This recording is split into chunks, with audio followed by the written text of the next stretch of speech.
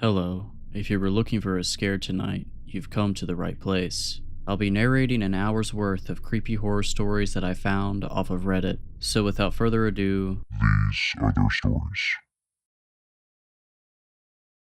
Growing up, Christmas was magical. The tree glowing softly in the corner, the smell of gingerbread wafting through the house, and the laughter of my family made it feel like nothing could ever go wrong. But there was one tradition that always felt off. Every Christmas Eve, just before bed, my parents would gather us around the fireplace. They'd turn off all the lights except for the glow of the fire and hand each of us a small bell. "Shake it once for Santa," Dad would say with a smile. "He needs to hear you." So we did. We'd each shake our bells in unison, filling the room with soft jingling, and then my parents would blow out the fire. And that was it. When I was young, I never thought twice about it, but as I got older, I started to notice strange things. The next morning, the fire would always be relit, even though no one got up to do it. There were faint charred handprints on the bricks surrounding the fireplace. One year, when I was about 12, I asked my mom why we did it. Her face turned pale. "It's just tradition," she said, brushing me off. But that answer wasn't enough. Last Christmas, I decided to stay up. I was 16 and too curious for my own good. My parents and little brother had gone to bed, the house was silent, and the fire had been snuffed out. I sat in the dark, the faint scent of smoke lingering in the air, waiting. At first, nothing happened. I almost gave up and went to bed. Then I heard it, a faint jingling, like someone shaking a bell far off in the distance. I froze. The sound grew louder, closer, until it was coming from the chimney itself. I held my breath, staring at the dark opening, my heart pounding so hard I thought it might burst. Something moved. I didn't see it at first, but I felt it. The cold draft that followed as a tall, gaunt figure emerged from the chimney. Its limbs were unnaturally long, its head bent to fit under the low ceiling. Its skin was ashen, flaking, with dark burns trailing up its arms, and it was holding a bell. It raised the bell slowly and shook it once, the sound sharp and clear in the silent room. I couldn't move. Its head turned toward me, hollow eyes boring into mine. A jagged smile spread across its face as it whispered in a voice that sounded like crackling fire, "You're not supposed to watch." The room went black. I woke up in my bed the next morning, trembling, my clothes reeking of smoke. My parents acted like nothing had happened, but when I went downstairs, I saw a fresh set of charred handprints on the fireplace and a bell sitting on the mantle. I haven't shaken a bell since, but every Christmas Eve I hear it, and every year it gets louder.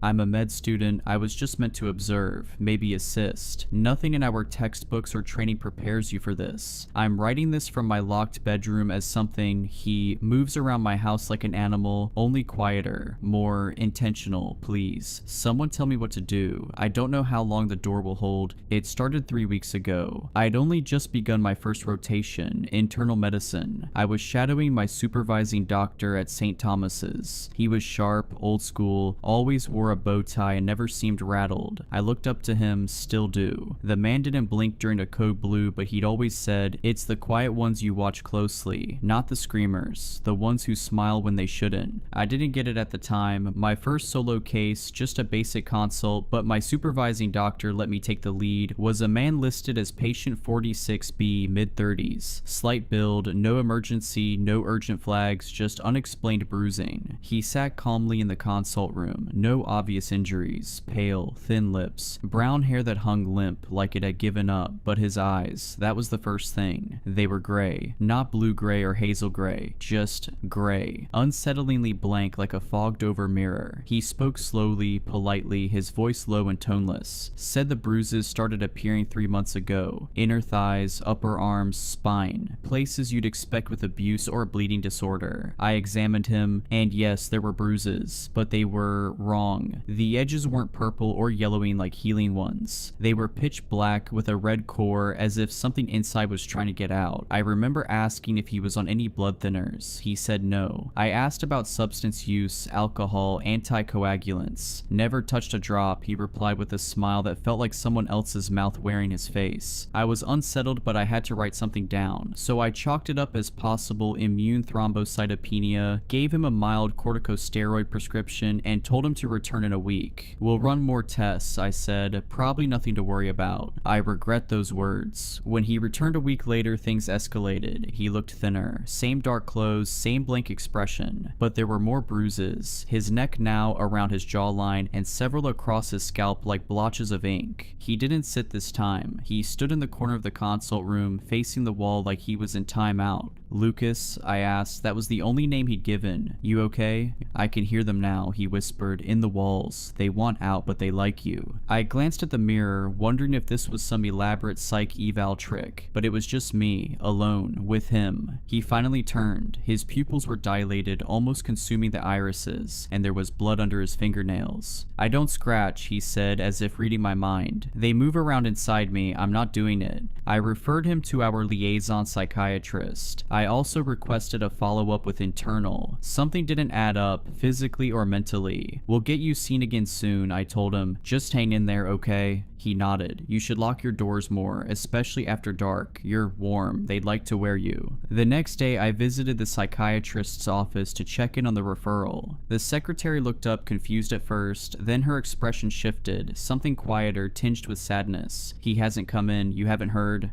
Heard what? She hesitated. He was found dead last night, bludgeoned, in his office. Police think it happened after hours. We're closed today for... I was already walking away, ears buzzing. I didn't want to believe it was connected, couldn't be, but I felt it in my gut. I called the station, asked to speak with the detective in charge. I got bounced around until someone finally took me semi-seriously. Yes, the voice on the other end said, we're looking for a patient, mid-30s, gave the name Lucas, used a fake address on the intake form, no ID. We're advising all staff at St. Thomas's to stay alert and avoid contact. The detective lowered his voice. We found things in Dr. P's office, blood in places it shouldn't be, symbols carved into the carpet beneath his chair, and something under his fingernails, not human. That was 12 hours ago. I've been trying to act normal since. I finished my shift early, told the nurse I had a migraine, took the tram home looking over my shoulder the whole time, and now this. I came home and the house was dark. I live alone in a 2-story terrace. Usually it feels cozy, not tonight. I locked the door, flicked the hallway light on. He was there, not standing, on the ceiling, pressed against it like a spider, barefoot, clothes torn, skin too pale, almost translucent now. The bruises had overtaken his limbs, crawling up his face in broken, inky veins. But it was his expression that paralyzed me. A smile so wide it stretched unnaturally, as if his cheeks were tearing from the force of it. His eyes, they were solid black now, not just the irises, all of them. Like 2 obsidian marbles reflecting my horror back at me. He didn't speak, he just moved, not like a person. His limbs twisted at angles no joint should allow, slow and jerky like a puppet handled by someone who's never seen one before. He crept across the ceiling, toward me. I wanted to scream but couldn't. My throat locked up, I stumbled backward, hands shaking, keys falling to the floor. He dropped. No sound, just thud, right in front of the door, blocking it. Standing there now, head tilted, arms hanging limp, still smiling. I ran, bolted up the stairs, locked myself in the bedroom. I've barricaded it with a chair and a shelf. I don't know if it'll matter. He hasn't spoken once, but he's knocking now. Not on the door, on the walls. Knock, knock, knock. Then silence. Then knocking from the other side of the room. I swear to God I heard him giggling. I called the police. They said they'd dispatched someone, but there's been a surge of emergencies. Said it'll take 30 minutes minimum. I tried to explain that a patient might have killed a psychiatrist and is now in my house. They said, try to stay calm, sir. Maybe step outside. I can't. He's everywhere. The lights keep flickering. My phone battery's at 9%. I can hear him moving in the ceiling above me now. Sometimes dragging something, sometimes whispering my name over and over, doctor. Shh. There's a scratching coming from inside the closet. I didn't check it. I didn't think to wait. Oh God. The closet door just creaked open. It's pitch black in there, but I can see something moving. Long limbs, that smile. He was never downstairs. He's been in here the whole time. Please, someone tell me what to do. I'm posting this in case I don't make it. The cops are 20 minutes away now. My bedroom door just creaked. Update. Noises have stopped. No knocking, no whispering, just silence. I think he's waiting. If you read this, please share it. And if a patient with gray eyes, blood under his nails and bruises that don't heal ever walks into your clinic, run.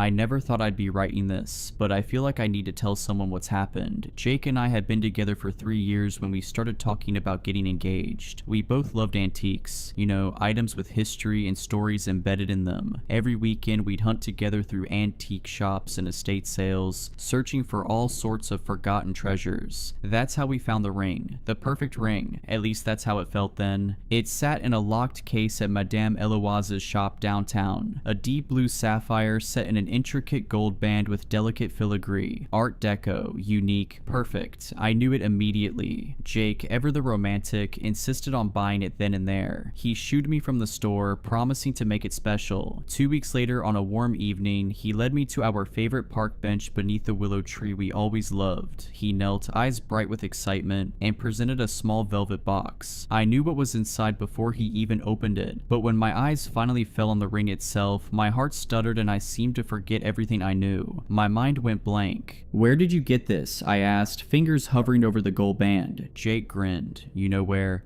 And I did know, of course. My brain was just temporarily mush, I guess. It was the ring from Madame Eloise's shop, but inside the band something new gleamed under the lamplight. An engraving, LM and JC. I ran my thumb over the initials, Lucy M and Jake C. Jake shrugged. It was already there, fate, right? The night air seemed to press around us. Something cold curled in my stomach. "What are the odds?" I whispered. "I'm not a statistician," Jake laughed, "but I think it was meant to be." We drank champagne under the willow, and I fell asleep that night with the ring on my finger, feeling like the luckiest woman alive. Then the nightmare started. I dreamed of a bride in a blood-spattered church sobbing behind her veil. When she turned to face me, her face was bruised and tear-streaked. I woke gasping for air, my chest feeling like it was about to explode. "Bad dream?" Jake mumbled, pulling me closer. "Just nerves," I lied, glancing at the sapphire gleaming in the darkness. The next morning things got so much worse. My neighbor waved as I collected the mail. The sapphire caught the sunlight, flashing blue for just a second. 5 minutes later, her brakes failed as she backed out of her driveway. Her car plowed into an oncoming delivery truck. I watched paramedics pull her mangled body from the wreckage. I tried to convince myself it was a horrible coincidence, 1 in a billion or something, but then my boss dropped dead during a meeting later that afternoon, just moments after complimenting my ring. An aneurysm, they said. I saw how his eyes fixed on the sapphire right before blood trickled from his ears. Deep down, I knew I had been cursed by the ring I loved so much. I had become a walking omen of death. On my way home that night, still in shock, I witnessed a man glance at me, then climb up to the ledge of my apartment building and jump without hesitation. The thud his body made when it hit the pavement will haunt me forever. His dead eyes found mine in the crowd. I clutched my hand to my chest, and the sapphire felt warm against my skin. Too warm. When I looked down, I noticed a faint burn mark on my skin. Around midnight, I decided it was time to remove the ring, but my finger had swollen. The band wouldn't budge at all. No amount of soap, ice, or oil could loosen it. As the days continued, so did the deaths. A barista touched my hand while returning change. Minutes later, he choked to death on a scone as I waited for my cold brew. An elderly woman who admired my ring at the grocery store was crushed beneath collapsing shelves moments later. At dinner with friends, I kept my hands hidden under the table, but Melissa insisted on seeing the ring. The moment the sapphire caught the light, a waiter carrying Cherry's Jubilee tripped. The dessert's high-proof alcohol splashed across nearby tables, igniting instantly. The entire restaurant went up in flames. In the chaos, I watched Melissa's hair ignite, her screams swallowed by the roaring inferno. Only Jake and I walked out unscathed. After 8 deaths in a week, I was desperate. I started keeping my left hand hidden whenever I was out in public, stuffing it deep into my pants or coat pockets. I also began Googling the ring online. It was such a luxurious and unique ring, I was curious if it had a history. It didn't take long to find the original owners, Lydia M and James C. L. M and J.C., just like our initials. The newspaper article from 1952 was brief but chilling. Local bride found slain on wedding night. The accompanying photos showed Lydia wearing my ring, and she looked just like the woman in my dreams. Something else disturbed me too. Jake had changed. His once warm brown eyes now seemed glassy and unfamiliar. Sometimes I'd catch him staring at the ring with an expression I didn't recognize. Possessive, hungry, hungry. When I mentioned the deaths, he'd shrug them off as coincidences. When I suggested we research the ring's history together, he changed the subject. I began to research alone, visiting libraries and local historical societies. I found more articles about Lydia and James. They'd been high school sweethearts. James had given Lydia the sapphire ring as a symbol of his undying love, a family heirloom passed down through generations. But on their wedding night, something had gone terribly wrong. The police found Lydia's body in their honeymoon suite, strangled. James was nowhere to be found. For weeks, the papers speculated about his whereabouts. Had he killed his bride and fled? Had they both been victims of a robbery gone wrong? 6 months later, James's body washed up on a riverbank 50 miles downstream from the bridge where his car had been found abandoned. His death was ruled a suicide. In my search, I discovered an old woman who claimed to be Lydia's cousin. She lived in a nursing home on the outskirts of town. When I visited her, she recognized the ring immediately. "You need to get rid of it," she whispered, her papery hand clutching mine. It was cursed by James's great-grandmother, a woman scorned. She wanted revenge on the family that had rejected her, so she placed a curse on the ring. It brings death to anyone who sees it, except for the wearer and their beloved. She leaned closer, but there's a price for that protection. "What price?" I asked. "I think your souls," she said. "I can't be certain. I only know James wasn't himself after he gave Lydia that ring. It changed both of them over time. The night he killed her, his eyes were different. I had seen them myself, empty, like you were staring through a window. Like Jake's eyes now. The old woman told me how to remove the ring. It had to be done on a new moon. There was a mixture I needed to prepare, herbs and oils and other things I won't mention here. The process would be painful, but it was the only way. The next new moon, I prepared everything as I was told. Jake watched with those unfamiliar glassy eyes as I submerged my hand in the mixture. The pain was excruciating. My skin blistered on contact, but it worked. The ring loosened. With one final agonizing pull, I wrenched the ring free. My finger came with it, severed cleanly at the knuckle. Blood poured from the wound, but I felt only relief as the sapphire glowed with rage. Jake lunged for the ring, but I was faster. I dropped it into a cloth bag and tied it with red thread 7 times exactly as instructed. We drove to the old bridge at the edge of town. The bag seemed to get heavier with each mile, and I could swear I heard scratching coming from inside it. At the center of the bridge, we stood in darkness, staring at the black water below. No moon reflected on its surface. "Are you sure?" Jake asked, his voice finally his own again. I nodded, clutching my bandaged hand. "It has to end." He held the bag over the railing. For a moment, it seemed like he couldn't let go, like the bag was stuck to his hand. Then, with visible effort, Jake opened his fingers. The splash below was small. The ripples disappeared quickly. "It's been 3 weeks, no accidents, no deaths. Jake is himself again, though he remembers everything. We both do. When Jake and I drive over that bridge, we both fall silent, staring at the water below. Sometimes I dream of the river bottom, of silt slowly covering the cloth bag, of water flowing endlessly over hidden things. In these dreams, I see fish swimming near the bag, then darting away suddenly. The ring is down there, waiting. Is it truly contained, or simply biding its time? When I wake from these dreams, my missing finger throbs with phantom pain, and I wonder if somewhere in the darkness of the river, a sapphire pulses an answer.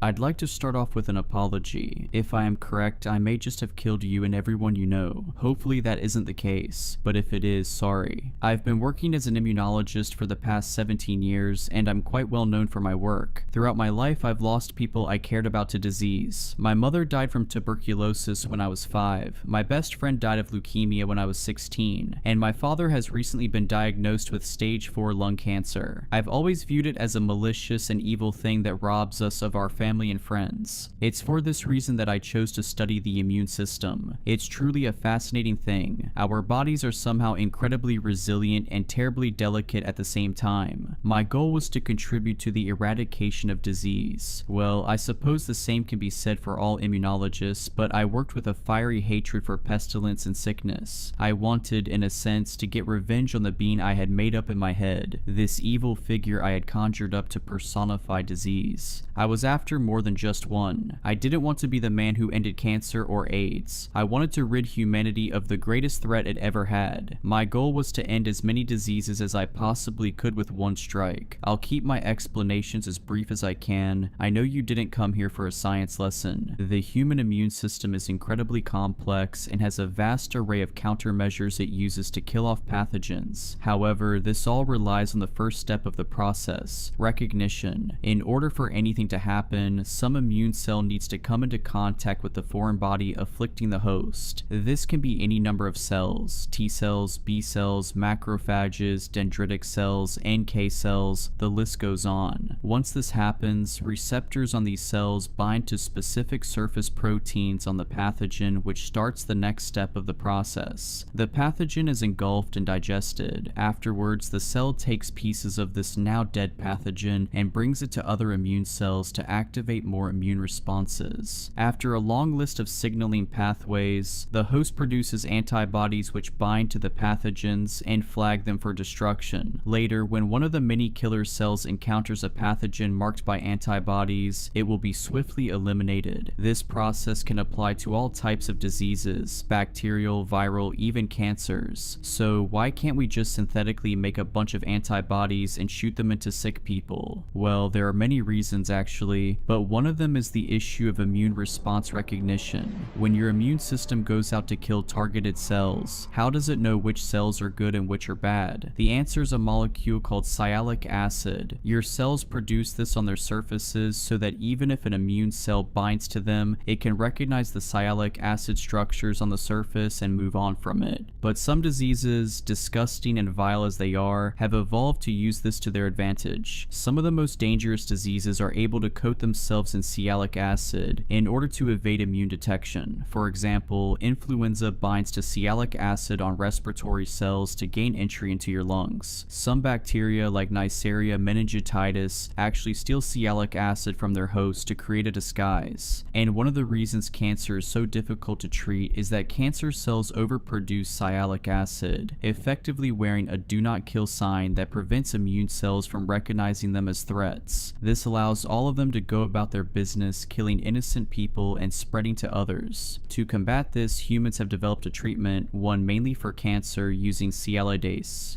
an enzyme that breaks down sialic acid from molecules. Think of this as a chainsaw that cuts off sialic acid and allows the bad cells to be recognized by your immune system. There's only one problem with this: sialidase is not specific. It will rip off sialic acid from your own cells if it comes into contact with them. But in this enzyme, I saw the key to free us all of the burden of sickness. If I could use a vehicle to ensure that sialidase only comes into contact with non-self cells, I would be able to strip away their advantage and expose them to the immune system. And I had the perfect one. It feels strange to condense years of my life and hard work into just a few sentences. In my studies, I became deeply familiar with the measles virus, an endlessly fascinating entity. You see, measles causes infected cells to fuse together, forming massive clumps called syncytia. If I could modify the virus to carry the sialidase enzyme, these clusters would become their own undoing. As the cells fused, sialidase would strip away the sialic acid from all of them at once, leaving them completely exposed to the immune system's wrath. That's exactly what I did. It was tested on rodents a week ago and it worked perfectly. But when I tried to get this new treatment approved, I was shot down almost immediately. I was outraged. I had invented a way to eradicate a plethora of life-threatening diseases, and this miracle cure wasn't even going to be considered. Unfortunately, I took matters into my own hands. This drug was going to save my father, I knew it. So I went to the hospital he was being treated at. He's been spending most of his time sleeping. Cancer has a way of draining energy from its victims. I injected him with my treatment quickly. He didn't even wake up. Satisfied, I left the hospital and headed to the lab. The rats needed feeding, and then I could finally relax at home. Only when I saw the rats did I realize my error. In my fervor to create this miracle cure, I had made the same mistake that the human immune system does. I hadn't been specific enough.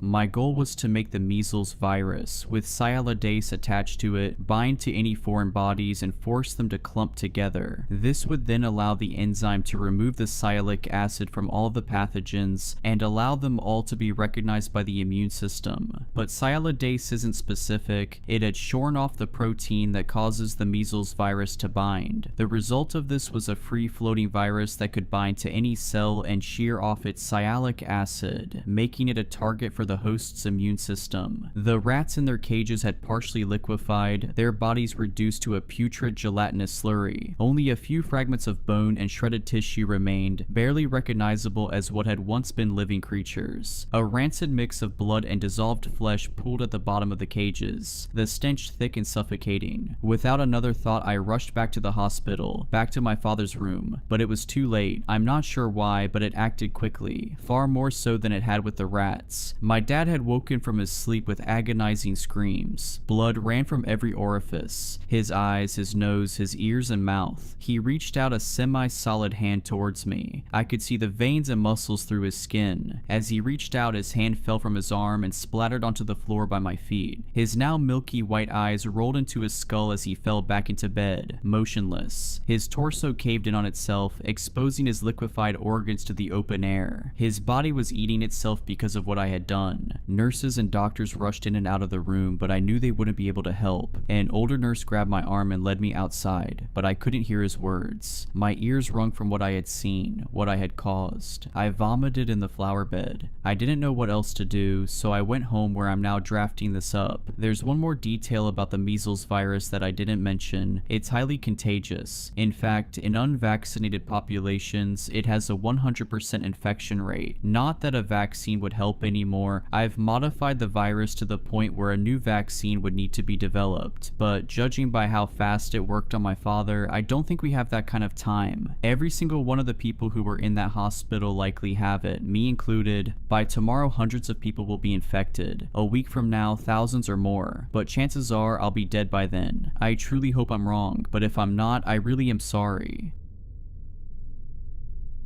To anyone who finds this message, my name doesn't matter, but my story might. I am, or rather, I was a lead engineer at a top secret research facility deep beneath the ice of Antarctica. Our mission was simple: to explore and harness the power of an ancient technology buried miles below the frozen surface. What we discovered was something that should never have been awakened. The project, known as Obsidian, a codename we now know was more fitting than we ever realized, began with the discovery of a massive, perfectly preserved structure detected via satellite scans. This structure, buried under 4 miles of solid ice, was unlike anything on Earth, an impossibly smooth obsidian black pyramid emitting faint electromagnetic pulses. In December 2021, my team was dispatched to the site with cutting-edge drilling equipment to breach the ice and gain access. The project was classified at the highest levels of global security. Only a handful of people even knew it existed. As we tunneled closer, the pulses grew stronger, and our instruments started behaving erratically. Computers failed, compasses spun wildly, and even our most advanced communication systems flickered and died. On January 10th, 2022, we finally reached the pyramid's surface. The surrounding ice had an unnatural, almost glossy sheen, and the air grew thick with static electricity. Ignoring every instinct, we set up our equipment and prepared to enter. The entrance was sealed with a door made from a material that defied all analysis, neither metal nor stone. It absorbed all light, rendering it nearly invisible to the naked eye. When we finally breached it, we found an empty chamber lined with glyphs that emitted a dim, pulsating glow. At the center of the room stood a large, perfectly circular hole descending into darkness. It was around this point that things began to spiral out of control. Without warning, the glyphs started to pulse faster, and an oppressive force filled the chamber, pressing down on us as if the air itself had turned to lead. We attempted to retreat, but the hole began to emit a low thrumming noise, a sound that resonated deep within our bones. As we watched, paralyzed with terror, something began to rise from the depths. A shape of a void, darker than the darkest night, emerged from the hole. It was amorphous, shifting, and yet there was a terrifying sense of intelligence behind it. It filled the room with an overwhelming presence, a crushing sense of despair and doom. The surrounding air warped and twisted as the entity began to take a vaguely humanoid form. We couldn't move, couldn't speak. The only sound was the relentless hum, growing louder and more unbearable with each passing second. Then, in a voice that bypassed our ears and spoke directly into our minds, it said, "You have trespassed into the domain of the eternal void. You are the first to awaken us in eons, and for this your world will suffer. We are the ones who came before, and we shall reclaim what was lost. You cannot stop what has begun." The entity dissipated into the air, leaving us with a chilling coldness that seeped into our very souls. We fled, abandoning all equipment and sealing the entrance behind us, but it was too late. The pyramid began to emit pulses of energy at an ever-increasing rate, and we realized with dawning horror that it was a beacon, a call to something far beyond our comprehension. As I write this, I am the last surviving member of my team. The others are gone, vanished without a trace, consumed by whatever we unleashed. The facility is on lockdown, but I fear it's only a matter of time before the energy pulses reach their peak and whatever lies on the other side answers the call. I don't know how much longer I have, but you need to understand, this isn't just a threat to us, but to all of humanity. Do not attempt to access the Obsidian Pyramid. Do not go near it. Know that the end we have set in motion cannot be undone. If you receive this, pray that it's not too late.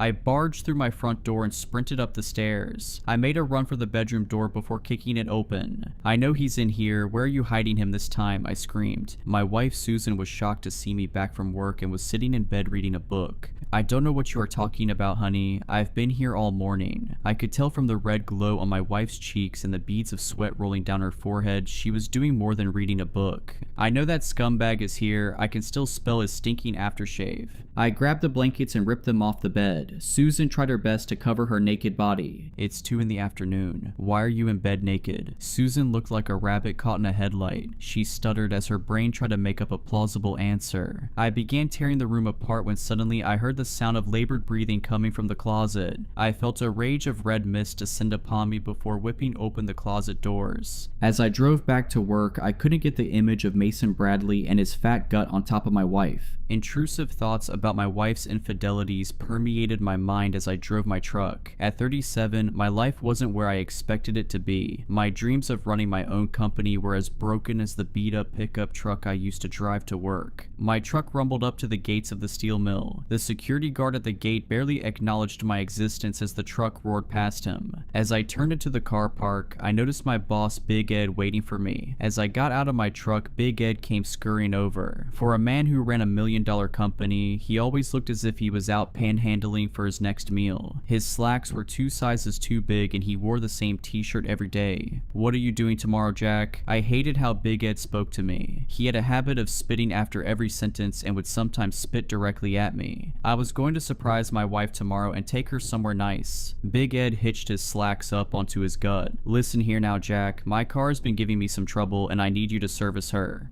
Couldn't you get someone else to do it?" I could tell he was getting annoyed with my attitude. "If you want your job Monday, you will do what you're told." He had me over a barrel and knew I couldn't afford to lose the only job the town had to offer. "I'll be over first thing in the morning." I arrived at Ed's dilapidated mansion. Ed was outside with his car swooning over her like it was some beautiful young woman. His face lit up as he ran his hands over the bonnet of the truck. "Be gentle with her, she's all I got," said Ed. Ed looked slightly smarter than his usual unkempt manner. "You got a date, Ed?" "When the cats are away, the mice will play," said Ed as he gave me a mischievous wink. Ed pulled a red handkerchief from his back pocket and wiped the sweat from his forehead. "I see one scratch on her and I will snap your neck." I was weary from a long day babysitting Ed's car. All I wanted to do was throw my feet up and have a nice cold beer. I stepped in my front door and was suddenly hit by a familiar smell. It smelt like Big Ed's nasty cologne, but I was too tired to take much notice. My body ached as I grabbed a beer from the kitchen before collapsing onto my chair. As I sat there, sipping beer and reevaluating my life's predicaments, I noticed something sticking from the armrest of my couch. I walked over and picked up the red piece of cloth. The same red piece of cloth Big Ed used to wipe the beady sweat from his grubby forehead. I unfolded the cloth, and to my dismay, there was Ed's name embroidered in the hanky. I was heartbroken and furious. I knew what it meant, and all I wanted to do was tear the house down with my bare hands, but I knew better than to let my anger get the best of me. My eyes welled up as I sped down the country road. I turned the radio up full blast glass to drown out my intrusive thoughts. I was too embroiled in a battle with my conciseness to notice the dark figure walking in the middle of the road. By the time I noticed it was too late, I slammed on the brakes and covered my eyes before the car came to a halt. To my relief, I couldn't find any signs of someone injured. I convinced myself stress was making me go crazy. As I tried jumping back in my truck, I heard someone approaching from behind. Having trouble, buddy? I felt a cold chill up my spine. Something was telling me to run, but my legs had turned to jelly from fear. A dark figure stepped out from the shadows of the looming trees overhead. I thought I had hit someone with my truck, I nervously explained. I couldn't make out who I was talking to. All I could see was an outline of a tall, dark figure. I hear you're having trouble with your wife.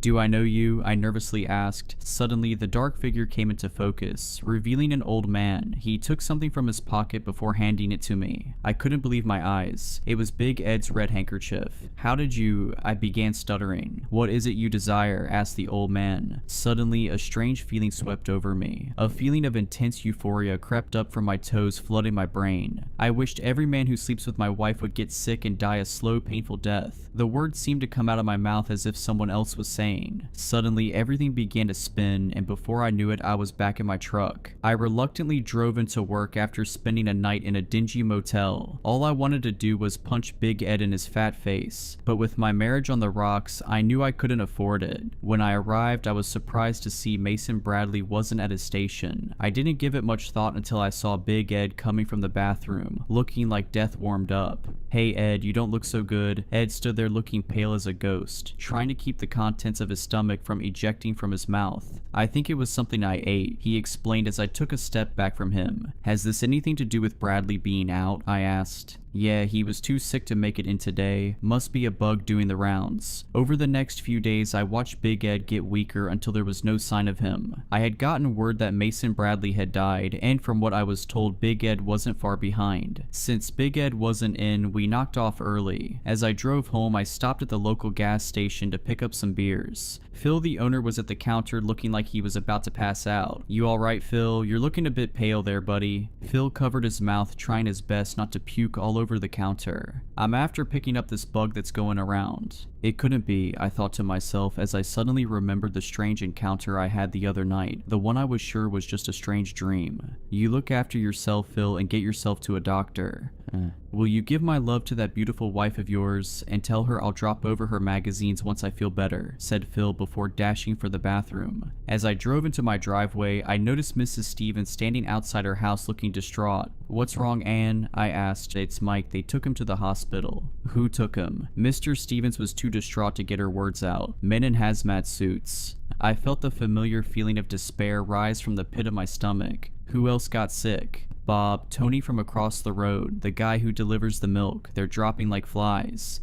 Days went by and news of men getting sick and dying all over town continued to trickle in. Suddenly, I was hit with the realization that the man I met a few weeks ago wasn't a figment of my imagination. I wrestled with the guilt of everyone dying and the heartbreak of my wife's infidelity. I didn't want people dying, and if this was my fault, I needed to fix it. I got in my truck and began driving the same road as before. I was overwhelmed with the thoughts of people dying and the guilt and grief it brought with it. As I drove, I suddenly spotted the old man sitting by the roadside. I slammed on the brakes and jumped from my truck. I ran to the old man before dropping to my knees. Please, I beg you, whatever you have done, you need to take it back. The old man gave me a confused look. But it was what you desired. Why would you want to take it back? I was upset, but I didn't want people to die. Please, it's not what I desire, I cried. The old man put his hand on my shoulder. What is it you truly desire? All I want is my wife to love me and only me, I begged. Suddenly, I was overcome with that same feeling of euphoria. My world began to spin before I was suddenly back in my truck and the old man was nowhere to be seen. As I walked in my front door, Susan was standing there waiting for me. She had a look on her face I'd never seen before. She ran and threw her arms around me before kissing me passionately. I love you so much, Jack. Can you please forgive me? Of course I forgive you. I always do. My wife's face lit up, and for the first time, I could feel a genuine sense of love from her, a feeling I always desired. "From now on, you're the only man I want and need," she said as she led me upstairs to the bedroom. That night, we made passionate love as if we were the only two people that existed in the world. After we finished, we spent the rest of the night cuddling and planning for a better future together. The following morning, I woke with a splitting headache. As the days followed, I was stuck to the toilet puking my guts up. As I got weaker, the terrifying realization of the first wish hit me like a ton of bricks. I write this as I'm in the final throes of death as a warning to others. Be careful what you wish for.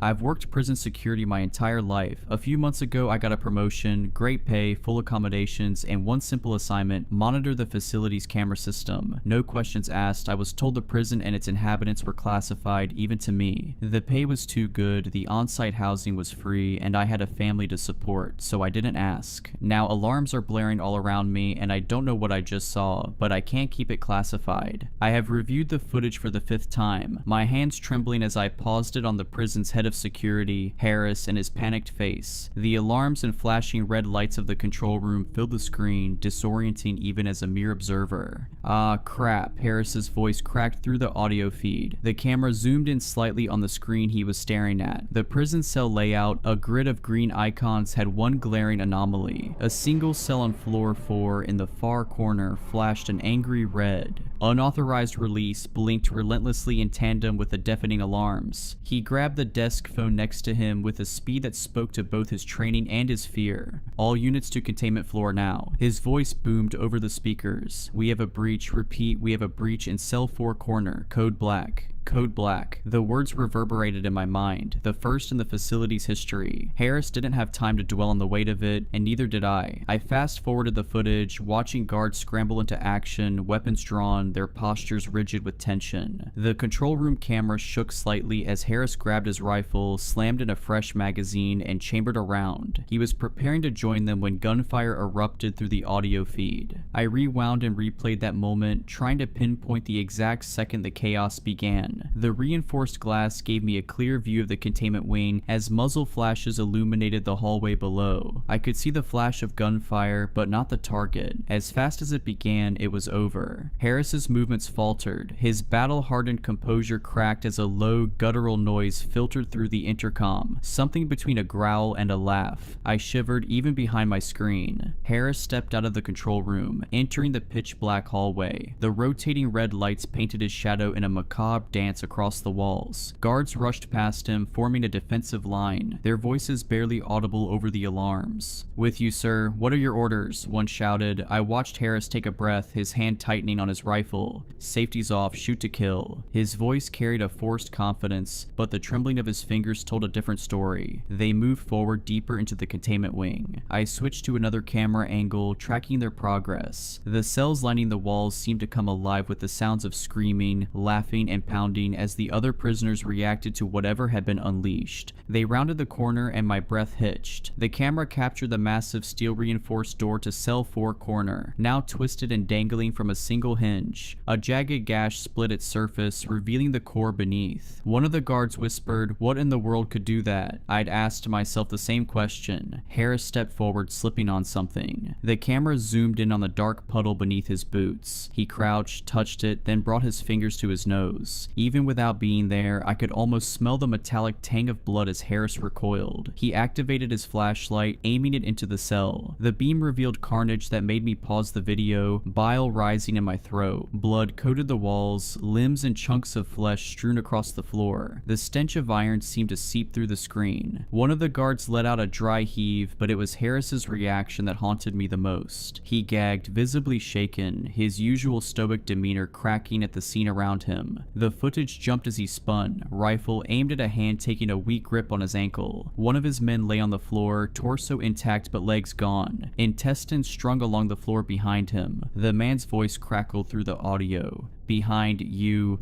Harris turned, the other guards following his lead. The camera angle shifted to capture what they saw. My blood ran cold. A child, or something resembling one. It clung to the wall like an arachnid, limbs contorted, black eyes hollow and lifeless. Its mouth twisted into a grin that stretched impossibly wide, revealing rows of needle-like teeth. I froze the frame, staring at the monstrous visage. It didn't move until Harris did, his voice a choked whisper. "What in the fu—" The creature screamed screeched, the sound shrill and inhuman before lunging. The room erupted into chaos. The guards opened fire, their muzzle flashes briefly illuminating the scene. Screams filled the audio feed, cutting off one by one until only static and the distant wail of alarms remained. The camera feed from the hallway flickered. When it stabilized, the scene was eerily quiet. Blood dripped from the walls and pooled on the floor. Then came the sound, a slow, deliberate scrape, thud, scrape, thud. The creature emerged, dragging Harris's lifeless body behind it. His blood painted a crimson trail on the cold steel floor like a signature written of gore. It approached the far wall where a sealed door stood. I rewound and played that segment repeatedly, unable to look away as the creature raised Harris by his matted hair. His head lolled and a weak cough escaped his lips, blood splattering the wall. He was still alive. The door scanner activated with a mechanical ping, a red laser trying to scan his face. Harris's final cry sent shivers down my spine. "No," he said as he tried to keep his eyes sealed tightly. Jagged fingers slithered along his forehead and curled under his eyelids, prying them open, forcing the scanner to accept his retina. Blood and tears flowed down his face as he screamed. The door unlocked with a hiss of decompressed air, large locks unlatching with a clang. The creature discarded Harris with a sickening thud, his head colliding with the wall. I had to stop the footage as his skull gave way, blood and brain spraying the lens, but I forced myself to finish it. The last moments showed the creature crawling through the now open door, slick with gore, leaving behind a facility drowning in silence and death, its demented form slowly morphing into that of an innocent child. I sat back, the weight of what I'd seen pressing down on me. My hands hovered over the keyboard, unsure of what to type or who to send this to. There were no protocols for this, no contingency plans for whatever it was. All I could think was, it's free. It looks like a child. It is out there amongst all of us. This is my only warning to you all. I will get thrown in prison for posting this, but it doesn't matter. I'll be safer in there than free with that thing out there. God save us all.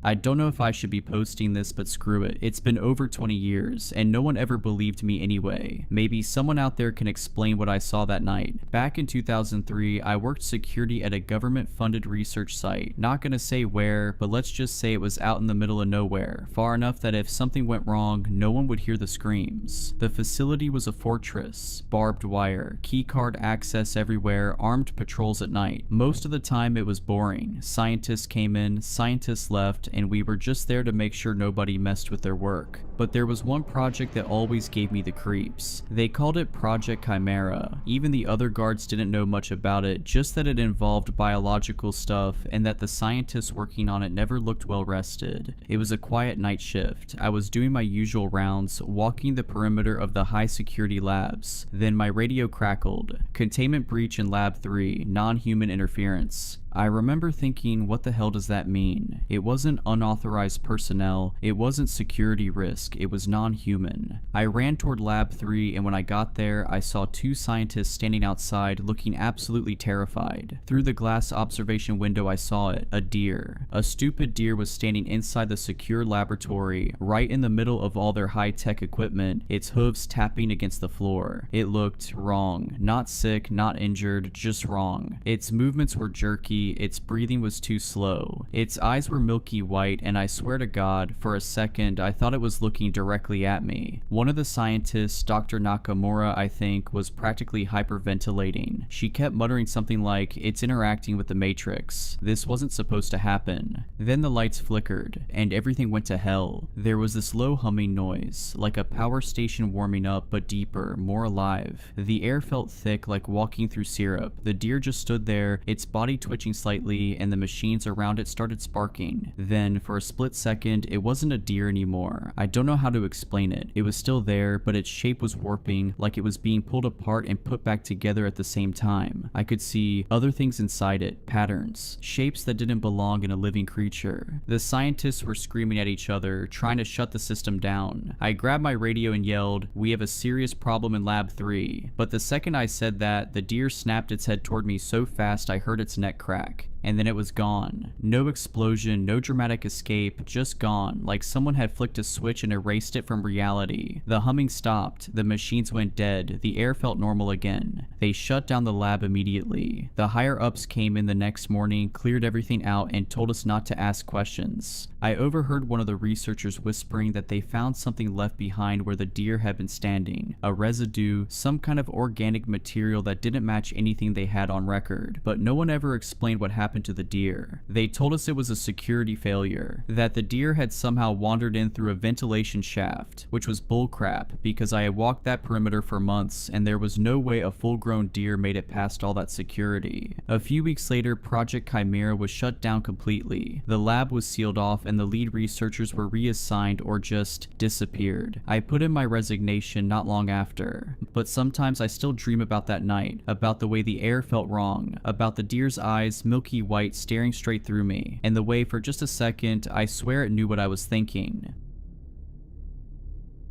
The teacher knew from the look on my face I had forgotten my homework again. "What's your excuse this time, Toby?" she asked. "I'm sorry, miss. I left it on the kitchen table. I'll have it tomorrow, I promise."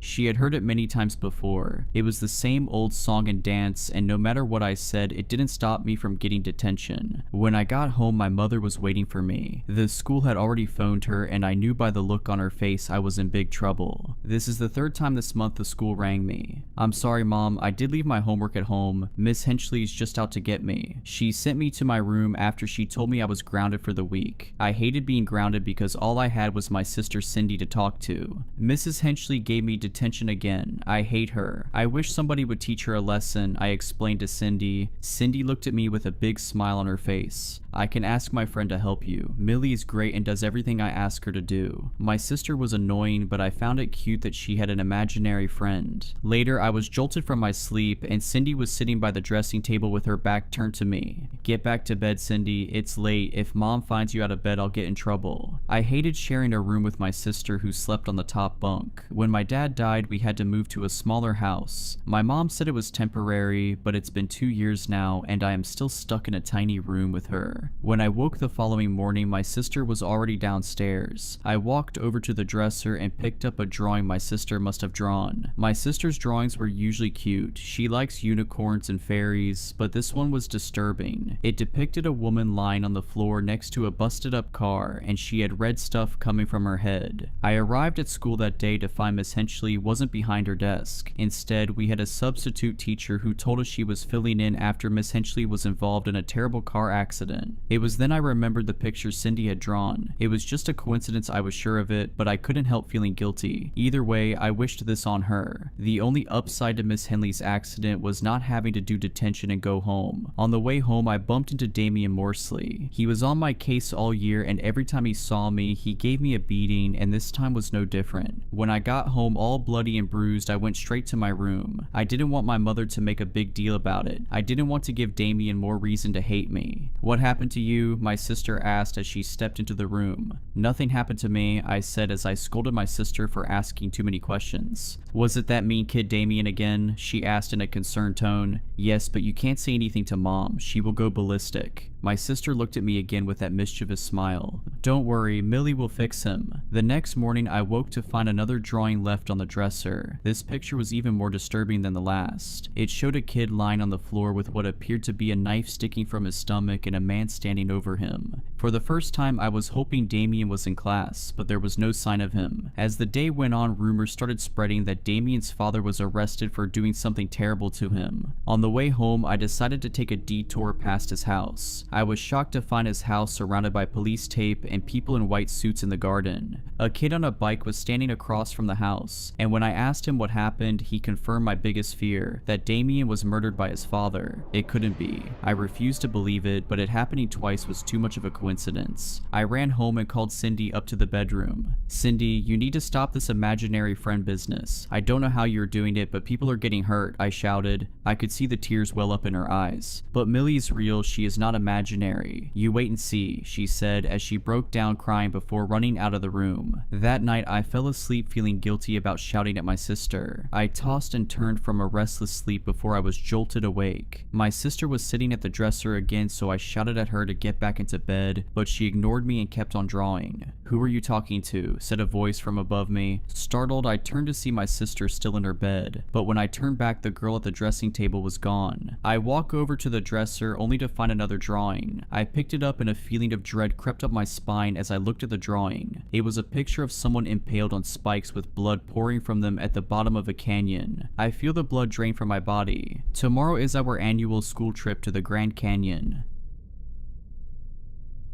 He was only gone for 2 days, said he needed to clear his head, so he packed light and headed up into the Wintas with his usual gear. No big deal, he's done it before, but this time when he came back, something was off. It started with how he walked in. No announcement, no "I'm back." Just opened the door, set his pack down, and stood in the kitchen like he forgot what it was for. I was at the table, mid-bite. He looked at me and smiled, but it didn't reach his eyes. "Good trip?" I asked. He nodded, still smiling. That smile didn't drop once the whole night. Not when he told me about the mountain lion tracks near his campsite. Not when I noticed he was wearing my sweatshirt, the one he hates. Not even when I asked what trail he took and he said, "North Ridge." There is no North Ridge, not here. That night I couldn't sleep. Something about how he moved felt wrong. Too smooth, too studied. At one point I got up to check the locks and caught a glimpse of him in the hallway mirror. He was just standing in the dark, staring at it. Not at his reflection, at the space beside it. The next morning I found a dead bird on the porch. Not torn apart, just laid out neatly like a gift. He said he didn't put it there. Then he asked if I remembered when our mom died. The thing is, she's still alive. I waited until he went out back. He said he wanted to feel the sun, but just stood in the middle of the yard, arms hanging loosely at his sides, face tilted upward like he was trying to remember what warmth felt like. That gave me maybe 10 minutes. I went straight for his pack. It looked normal at first. His knife, half-used water bladder, trail snacks he didn't touch. But when I unzipped the bottom pouch, I found something he would have never brought home. A lock of hair, tied with red thread, dry, brittle. Not his color, not mine. It looked old, like it had been buried in salt or ash. Underneath it was a scrap of parchment. Something drawn in charcoal, rough circles layered with jagged lines. Stick figures warped around a central shape. I didn't recognize the symbol, but the longer I stared, the more I felt like I should. When I turned it over, a single word was scrawled in the corner in tiny, frantic handwriting: "Return." I barely had time to zip the pack shut before I heard the back door open. He stepped inside, eyes still fixed on the ceiling like something might be living just above it. "You been in my bag?" he asked calmly. I lied, said number. He smiled, that smile. It stayed frozen while he poured himself a glass of water, gulped it down too fast, then poured another. His throat made no sound as he swallowed. Later that night, I woke up to him humming. A song we used to sing when we were little. Only half the melody was wrong. Notes bent in places they shouldn't bend. The words didn't rhyme anymore. And when I peeked down the hallway, I saw him standing at my bedroom door. Back turned and not moving, just listening. He didn't say anything when I asked what he was doing. He just walked away. In the morning, he was already at the kitchen table when I got up. No coffee, just sitting. He looked at me with that too wide smile and said, "Why'd you lie, little brother?" He asked why I lied. I didn't answer. I just stood there, heartbeat hammering behind my ribs, wondering how long he'd known, if he saw me touch the pack, if he'd ever really turned his back at all. He didn't press the question, just smiled and went back to staring at the table. Later he left again. No word, no jacket, just walked out into the tree line and vanished like he'd always belonged there. This time I didn't check the pack. I waited, and after midnight he came back. His hands were covered in dirt, shirt torn, no blood, just wrong, like it wasn't made for his body anymore, like his limbs had started to stretch beneath the seams. He didn't say anything, just walked past me and went straight to the basement. That's when I heard it, knocking, but not from the door, from inside the pack, slow, wet, rhythmic, like knuckles dragging against plastic. I opened it. The first thing I saw was the hair again, matted now, damp with something dark. Beneath it, something wrapped in a tattered gray cloth. I should have stopped there, I didn't. I reached in and pulled it free. It was a jar, sealed with wax and twine. Inside was a mouth, not a full face, just a mouth twisted in a silent scream.